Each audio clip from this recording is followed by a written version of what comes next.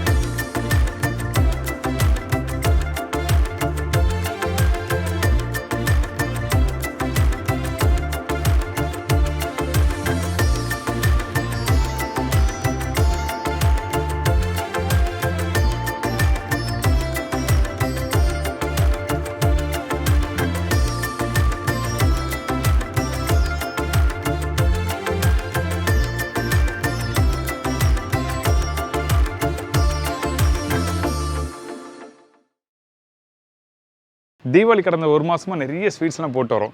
So இன்றைக்கி பார்க்க போகிறது நம்ம சின்ன வயசில் சாப்பிட்ட ஒரு ஸ்நாக்ஸ். அது ஸ்நாக்ஸில் முடியாது, இனிப்பு தான் அது. அதாவது பாம்பே கஜா சொல்லுவாங்கள்ல, இந்த சின்ன சின்ன டீக்கெல்லாம் பார்த்துருப்பீங்க. அப்படி இல்லைன்னா இந்த பேக்கரி அந்த மாதிரி இடத்துலாம் பார்த்துருப்பீங்க. பாம்பே கஜா எல்லாருக்கும் ரொம்ப பிடிச்ச ப்ரிப்பரேஷன் இது. இது மைதாவில் பேஸ் பண்ணி பண்ணுறது, எப்படி ப்ராப்பராக ரோல் பண்ணி ஃப்ரை பண்ணி சுகர் சிரப்பில் டிப் பண்ணி பண்ணுறது சொல்லி தெளிவாக பார்த்துருக்கோம். இப்போ இந்த ரெசிபிக்கு தேவையான பொருட்கள் பார்த்தலாமா? மைதா 300 கிராம், சர்க்கரை அரை கிலோ, குக்கிங் சோடா 1/4 டீஸ்பூன், ஏலக்காய் பவுடர் சிறிதளவு, நெய் 100 கிராம், ஆயில் ஃப்ரை பண்ணுறதுக்கு தேவையான அளவு. இதாங்க இந்த ரெசிபிக்கு தேவையான பொருட்கள். இந்த பாம்பே காஜா ரெடி பண்ணுறதுக்கு நம்ம என்ன பண்ணுறோம் கேட்டிங்கன்னா, ஃபஸ்ட்டு மாவு மிக்ஸ் பண்ண போகிறோம். அதுக்கு மைதா போட்டிருக்கேன். இதுக்கு பிறகு குக்கிங் சோடா. இந்த குக்கிங் சோடா 1/4 டீஸ்பூன் போதும். அதிகமான குக்கிங் சோடா வேண்டாம். அதிகமான குக்கிங் சோடா இருந்தால் நீங்கள் மாவு மிக்ஸ் பண்ணிவிட்டு ஃப்ரை பண்ணும்போது உடையிறதுக்கும் வாய்ப்பு இருக்குது. அதனால தான் 1/4 டீஸ்பூன் போதும் இந்த மெஷர்மெண்ட்டுக்கு. இதுக்கு பிறகு நெய் போட்டு தண்ணி ஊற்றி நல்லா மிக்ஸ் பண்ண ஆரம்பிக்கிறோம்.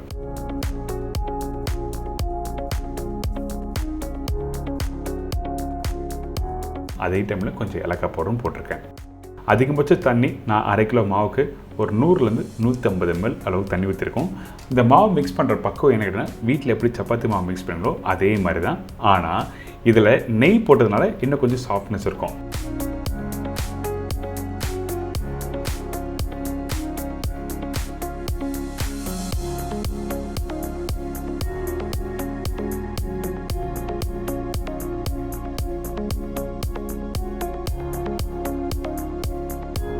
இதுக்கு பிறகு மாவு மிக்ஸ் பண்ணி முடித்த பிறகு உங்களோட விரலுக்குள்ளே அந்த 10 விரலும் வச்சு நல்லா மிக்ஸ் பண்ணுங்கள். நல்லா மாலிஷ் பண்ணணும். மாலிஷ் பண்ணி முடித்த பிறகு இதை சப்பாத்தி மாதிரி உருட்ட போகிறோம்.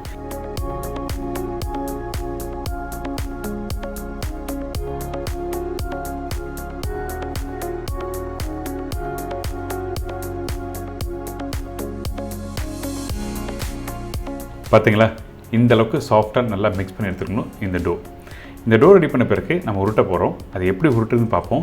நீங்கள் வீட்டில் சப்பாத்தி நார்மலாக சின்னதாக பண்ணியிருப்பீங்க. ஆனால் இந்த இடத்துல பெருசாக தேய்க்க போகிறோம். இப்போ கொஞ்சமாக மாவு தெளிச்சிருக்கேன், கீழே கட்டிங் போடல. இதுக்கு பிறகு நம்ம ஈவன் சைஸில் ரவுண்டாக தட்டிட்டு அதுக்கப்புறம் சப்பாத்தி கட்டை வச்சு தேய்க்க ஆரம்பிக்கிறோம். இந்த சப்பாத்தி கட்டையை வச்சு தேய்க்கும் போது இது எந்த அளவுக்கு பெருசாக வருதோ அந்த அளவுக்கு நல்லா பெருசாக தேய்க்கணும். குறைஞ்சபட்சம் 2 அடிக்கு தேய்க்க வேண்டியது வரும். அதனால் உங்களோட கட்டிங் போர்டு பெருசாக இருந்தால் நல்லாயிருக்கும். அப்படி இல்லை வீட்டு கிச்சன் மேடை இருக்குல்ல, அந்த மேடையை க்ளீன் பண்ணிட்டு அதுக்கப்புறம் இந்த மாதிரி தேய்க்க ஆரம்பிக்கலாம். தேய்க்கும் போது எல்லா பகுதியும் ஈவனாக நீங்கள் தேய்ச்சிருக்கணும். ஒரு சைடு பெருசாக ஒரு சைடு சின்னதாக அந்த மாதிரி தேய்க்க வேண்டாம்.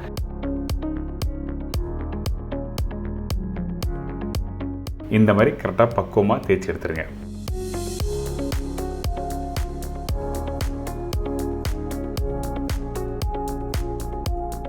எதுக்காக இந்த மாதிரி விரல் வச்சு காமிக்கிறீங்கன்னா, அந்த மேல் பகுதியும் கீழ் பகுதியும் தண்ணி அப்ளை பண்ணுவோம். நடுப்பகுதி மட்டும்தான் கீ அப்ளை பண்ணுறோம். இந்த நெய்யை எதுக்காக நடுப்பகுதியில் அப்ளை பண்ணுறேன் கேட்டிங்கன்னா, நீங்கள் சுருட்டிட்டு ஃப்ரை பண்ணும்போது அந்த லேயர் வரும். அதனால தான் கீ அப்ளை பண்ணுறோம்.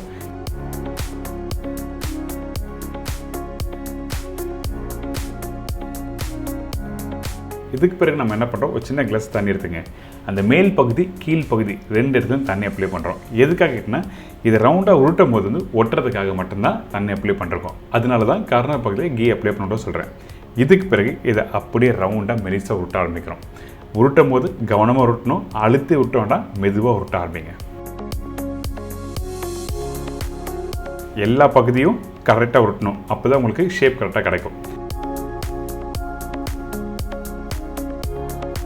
இதுக்கு பிறகு அந்த கார்னர் பகுதியை நடுப்பகுதியை வச்சு நல்லா உருட்ட ஆரம்பிங்க. அப்போ தான் ஒட்ட ஆரம்பிக்கும். அதுக்கு பிறகு கட் பண்ணிவிட்டு ஃப்ரை பண்ண ஆரம்பிக்கலாம்.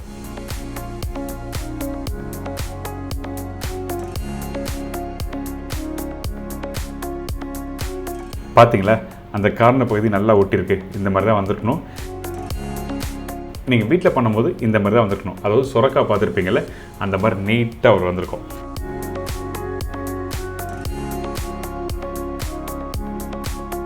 இதுக்கு பிறகு கார்னர் பகுதி கட் பண்ணிட்டு உங்களுக்கு என்ன சைஸில் வேணுமோ அந்த சைஸில் கட் பண்ணிவிட்டு நீங்கள் போட்டுக்கலாம். என்னோடய சஜஷன் சின்னதாக கட் பண்ணிவிட்டு இந்த மாதிரி எடுத்து பாருங்கள். நல்லா லேயர் தெரியுதா? இதுக்கு பிறகு நம்மளோட உள்ளங்கையில் வச்சு நல்லா ப்ரெஸ் பண்ணுங்கள். ப்ரெஸ் பண்ணினா சப்பையாகும். அதுக்கு பிறகு எடுத்து பார்த்தீங்கன்னா அந்த கார்னர் பகுதியெலாம் நல்லா லேயர் மாதிரி கோடு மாதிரி வந்திருக்கும். இந்த மாதிரி எல்லாத்தையும் ரெடி பண்ணி எடுத்துருங்க.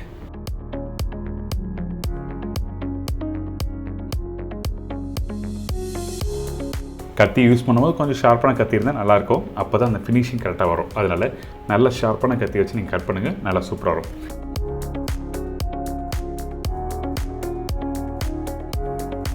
நீங்கள் உள்ளங்கையில் வச்சு பண்ணுறதுக்கு கொஞ்சம் கஷ்டமாக இருந்ததுன்னா நீங்கள் யூஸ் பண்ணுற கட்டிங் போர்டு மேலேயே வச்சு லைட்டாக ப்ரெஸ் பண்ணால் இந்த மாதிரி ஷேப் கிடைக்கும். எப்படி வேணால் பண்ணலாம். நம்மளோட விருப்பத்துக்கு ஏற்ற மாதிரி புரிஞ்சுட்டு பண்ணால் ரொம்ப சூப்பராக இருக்கும். இதுக்கு பிறகு சுகர் சிரப் ரெடி பண்ண போகிறோம். இந்த சுகர் சிரப்போட பக்குவம் என்ன கேட்டிங்கன்னா, நீங்கள் வீட்டில் குலாப்ஜாம் பண்ணுவீங்கள, அதோட கொஞ்சம் திக்காக இருக்கணும். அதாவது ஒரு 1.25 கம்பி பத அளவுக்கு கரெக்டாக இருந்தால் நல்லாயிருக்கும். இப்போ சுகர் போட்டிருக்கேன். இதில் தண்ணி ஊற்றி சுகர் சிரப் ரெடி பண்ணுவோம். இந்த தண்ணியோட அளவு என்ன கேட்டிங்கன்னா, அதிகபட்சம் ஒரு 200லேருந்து 225 ml தண்ணி ஊற்றிருப்பேன். கரெக்டாக திக்காக ஆகணும். அதே டைமில் கிறிஸ்டல் ஆகக்கூடாது. அதே டைமில் தண்ணியாக இருக்கக்கூடாது. தண்ணியாக இருந்தால் அந்த பாம்பே கஜா ஃப்ரை பண்ணி போட்ட பிறகு கரெக்டாக டெக்ஸ்சர் வராது. அதனால தான் தண்ணியாக இருக்க கூட சொல்கிறேன்.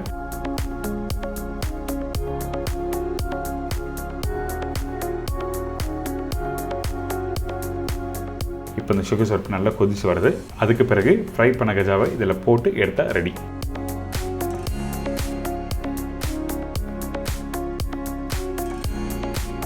பார்த்தீங்களா, இந்த மாதிரி கரெக்டான டெக்ஸ்டில் வந்துருக்கணும். இதுக்கு பிறகு கையில் எடுத்து பார்த்தீங்கன்னா அந்த 1லேருந்து 1.25 கம்பி பத அளவுக்கு கரெக்டாக வந்துருக்கணும். ரெடியான இந்த சுகர் சிரப்பை அப்படி இன்னொரு பவுலில் மாற்றி வச்சிடலாம்.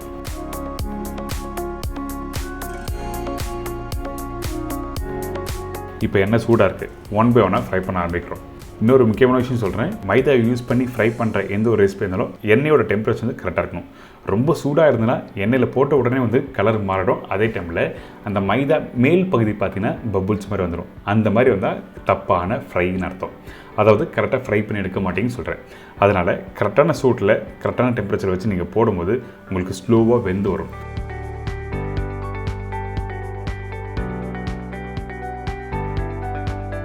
இந்த காஜா எனக்கு ஃப்ரை பண்ணி எடுக்கிறதுக்கு குறைஞ்சபட்சம் ஒரு 10 நிமிஷம் டைம் எடுத்தது. குவான்டிட்டிக்கு ஏற்ற மாதிரி டைம் மாறும்.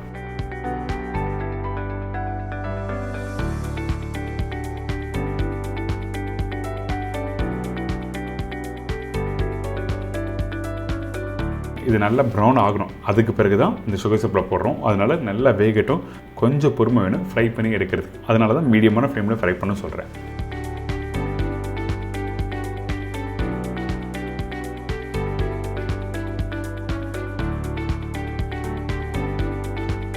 பார்த்தீங்கன்னா அந்த மேல் லேயர்லாம் நல்லா விரிஞ்சு வரும்.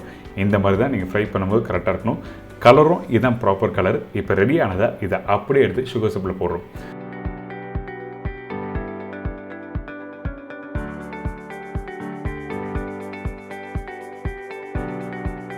நீங்கள் கரெக்டாக ஒரு 10 நிமிஷம் ஊற வச்சு நீங்கள் எடுத்தீங்கன்னா சூப்பரான பாம்பே கஜா ரெடி. நம்ம ஊரில் சுருள் புரின்னு சொல்லுவாங்க. அதுக்கப்புறம் வந்து மடக்கு கஜா சொல்லுவாங்க. மடக்கு கஜானா அது மடிக்கிறது, அதுதான் மடக்கு கஜா சொல்லுவாங்க.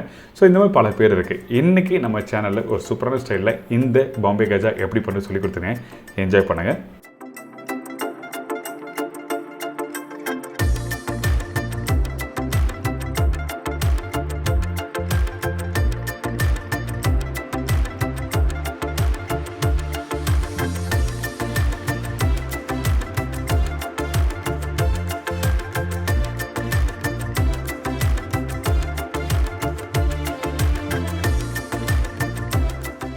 என்னங்க இந்த பாம்பே கஜா எப்படி பண்ணுறது எல்லாம் தெரிஞ்சிருக்கும். கண்டிப்பாக ட்ரை பண்ணி பாருங்கள். ரொம்ப ஈஸி தான். இந்த தீபாவளிக்கு இந்த மாதிரி ரெசிபியை நீங்கள் வீட்டில் சூப்பராக பண்ண முடியும். நம்ம வீட்டில் இருக்க பொருள் தான், ஆனால் அதோட பக்குவம் ஈஸியாக புரிஞ்சாலே போதும். அல்டிமேட்டாக சூப்பராக நீங்கள் அசத்தலாம். இதே மாதிரி நாளைக்கு இன்னொரு ரெசிபியை சந்திக்கிறேன். நன்றி, வணக்கம். See you, bye, take care.